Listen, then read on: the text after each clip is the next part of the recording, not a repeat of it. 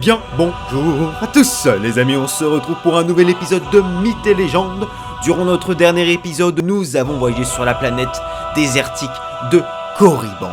Mais cette fois-ci, je viens vous présenter un organisme politique très important. Je le nomme le Conseil Noir. Le Conseil Noir a été fondé par l'empereur lui-même après la reconstruction de l'Empire Sith. Le Conseil Noir est instauré sur Dromund Kaas, la capitale de l'Empire Sith. 13 siècles plus tard, exactement 1300 années après sa création, le Conseil Noir a été déplacé sur la planète de Corriban, où nous avons voyagé précédemment, et bien évidemment le Conseil Noir a été installé dans la tristement célèbre Académie des Sith. Sans oublier que le Conseil Noir a été créé en 4980 avant la bataille de Yavin. Le Conseil Noir était constitué de 12 membres, que l'on nommait les Conseillers Noirs. Chaque conseiller noir se voyait attribuer dès sa nomination une sphère d'influence. Une sphère d'influence était l'équivalent d'un ministère. En tout cas, en ce qui concerne la politique dans notre monde, on pourrait comparer ça à un ministère. Mais plus précisément, une sphère d'influence avait à sa disposition plusieurs ministères, plusieurs organisations qui avaient pour but d'appuyer, d'aider et d'accompagner son conseiller noir dans ses fonctions pour qu'il puisse accomplir sa mission sans faillir. Mais il faut noter que être conseiller noir est un métier à risque. Il pouvait attirer la convoitise et la jalousie de bon nombre de personnes inférieures à ce même conseiller noir. Et un membre du conseil noir avait souvent des apprentis qui, eux, n'hésiteraient pas à la minute de prendre le pouvoir en l'éliminant en cagate dans les règles ou en l'éliminant dans l'ombre. Bon nombre de membres du conseil noir se sont querellés, se sont même entretués dans l'ombre pour tout simplement éliminer leurs rivales, ceux qui leur font de l'ombre. Et à force de créer autant de conflits, certains conseillers noirs ont tenté à 2 reprises depuis la fondation du Conseil Noir de renverser l'empereur. L'empereur ayant bien évidemment contré ces tentatives de coup d'état, a effectué 2 purges parmi les rangs des conseillers noirs. Comment se déroulait une succession? Comment devenir membre du Conseil Noir, tout simplement? Il y avait plusieurs pratiques, plusieurs méthodes. La plus courante et la plus classique était tout simplement que l'apprenti succédait à son maître qui était lui-même membre du Conseil Noir. Ou sinon, à travers les âges, à travers les époques, à travers les années, il arrivait que l'empereur pouvait nommer des membres du Conseil Noir, mais cela n'a été effectué uniquement après les 2 purges qu'il a lui-même effectuées. D'autres méthodes étaient encore plus sympathiques, beaucoup plus dans les règles, made in Sith comme on le dit si bien, le Kagat. Ou sinon, éliminer un membre du Conseil Noir pouvait vous permettre d'accéder à son poste. Si jamais la méthode de succession n'était pas possible dans les règles, le Conseil Noir pouvait voter à l'unanimité qu'un nouveau membre du Conseil Noir pourrait le remplacer à un poste précis. Depuis la création du Conseil Noir, chaque personne entrant dans ce conseil a le droit à l'obtention du titre Seigneur Noir des Sith. Chaque sphère, je vais vous les énumérer une par une, avait des noms bien précis pour des fonctions particulière. Il y avait la sphère du savoir ancestral, la sphère de la science biotique, la sphère de la défense de l'Empire, la sphère de l'expansion et de la diplomatie, la sphère du renseignement impérial, la sphère loi et de la justice, la sphère de l'offensive militaire, la sphère de la stratégie militaire, la sphère des mystères, la sphère de la production et de la logistique que j'affectionne particulièrement, la sphère de la philosophie Sith et pour terminer, la sphère de la technologie. Maintenant, je vais vous expliquer, vous décrire la fonction de chaque sphère. et aussi de chaque membre du Conseil Noir qui a pu marquer chacune de ces sphères. La sphère du savoir ancestral était une sphère très importante pour l'Empire Sith. Elle s'assurait du bon entretien, du bon contrôle des artefacts Sith, des savoirs Sith, et elle devait faire en sorte que tous ces savoirs devaient être bénéfiques pour l'Empire Sith. Et surtout, elle dirigeait le service de réclamation impériale. Cette sphère fut dirigée par son premier conseiller noir du nom de Dark Zavakon, qui fut lui-même remplacé par Dark Actis, et le très célèbre Dark Thanaton, que l'on peut apercevoir dans Star Wars Republic, l'a remplacé pour lui-même être éliminé par nous, en tant que joueurs, qui allons jouer Dark Nox en l'éliminant durant un très honorable Kagat. La sphère de la science biotique a été dirigée par Dark Acharon.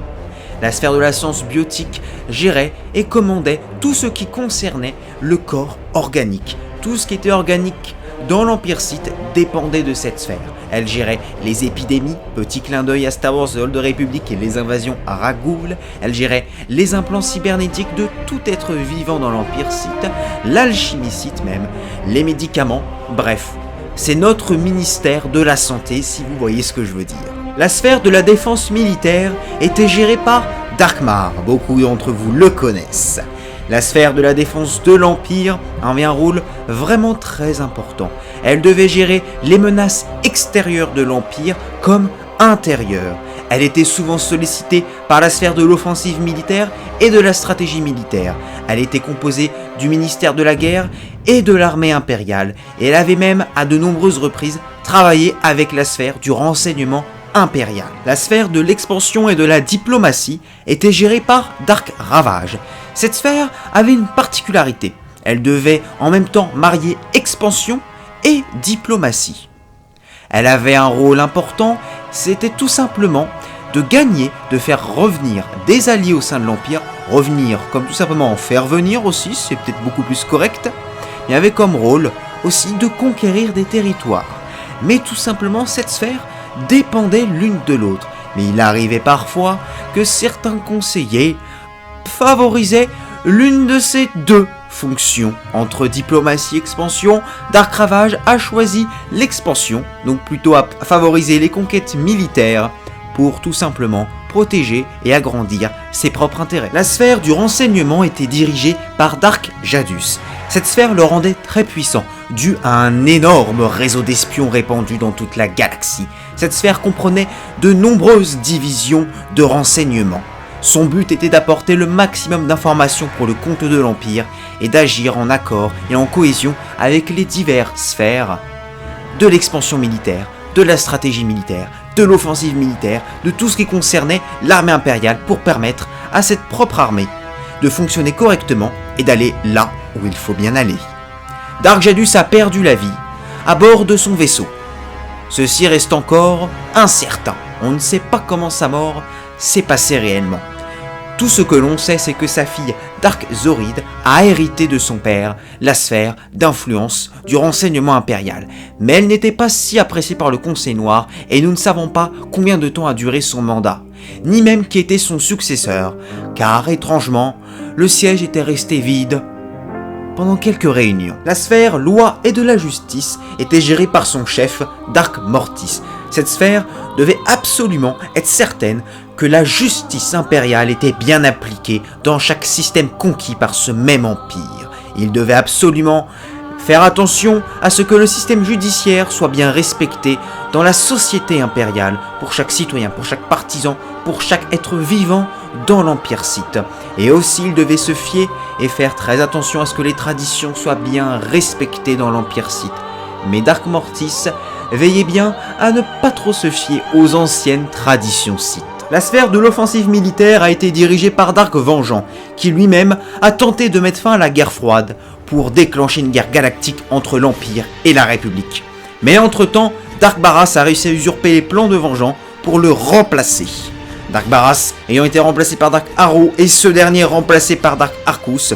Vous vous souvenez de Dark Arcus dans Star Wars The Old Republic, il a été lâchement éliminé sur Rakata Prime. Le rôle de la sphère de l'offensive militaire, c'est un peu la 501e, ou plus vulgairement la Légion étrangère de nos jours, de l'Empire. Ce rôle est d'assurer la suprématie totale, territorialement, de l'Empire Sith sur tous ses mondes conquis territorialement, je pense pas que ce soit français, mais je la regarde parce qu'elle est excellente celle-ci.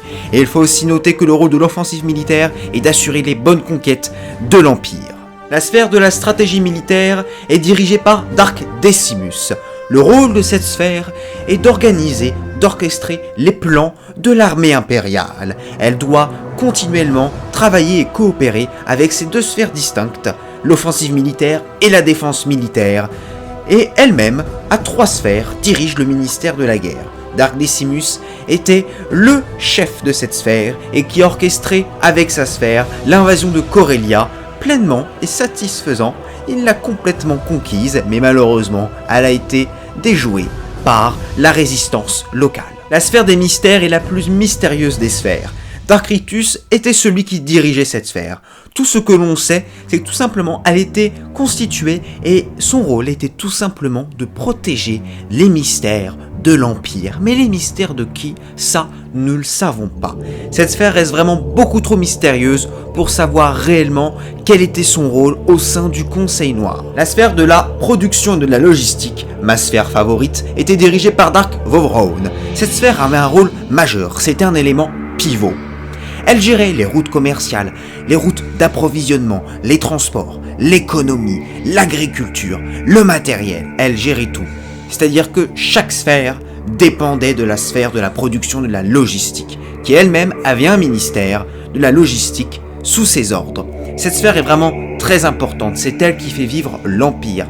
Chaque citoyen de l'Empire dépend bien évidemment de cette sphère. C'est comme si à l'heure actuelle, cette sphère regroupait l'agriculture, les transports, le ministère de l'économie. Elle regroupait vraiment ces 3 ministères de notre époque en une seule. C'est un rôle majeur et très important, et bon nombre que j'oublie de ministères de notre époque qui pourraient être cités dans cette sphère. J'en oublie certains.